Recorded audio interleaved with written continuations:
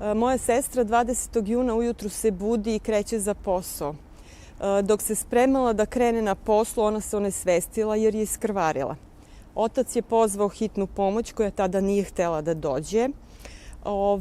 Opravdanje je naravno bilo zbog COVID-a. Kasnije oko 7 sati ujutro odlazim ja i vodim je na ginekologiji gde bude primljena. Tamo je rađena keretaža gde posle 7 do 8 dana stiže rezultat da je u pitanju karcinom drugi stadijum.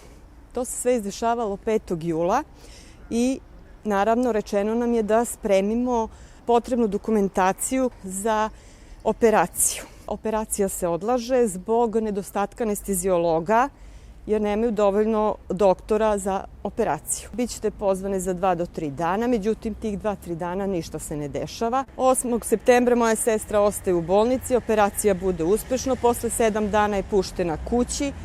Posle 10 dana stiže patološki nalaz u kome piše da su blago zahvaćeni limfni čvorovi, da ima blagih metastaza na tim limfnim čvorovima. Ja iskreno mislim da je moja sestra operisana jula meseca, do toga ne bi došlo. Ja sam pre svega besna. Besna sam na sistem, na instituciju, na državu. Možda i lekari nisu u svemu tome krivi, ali sama institucija kao država treba da sagleda malo i ove pacijente. Treba i njima da se pomogne. Nije samo COVID u pitanju.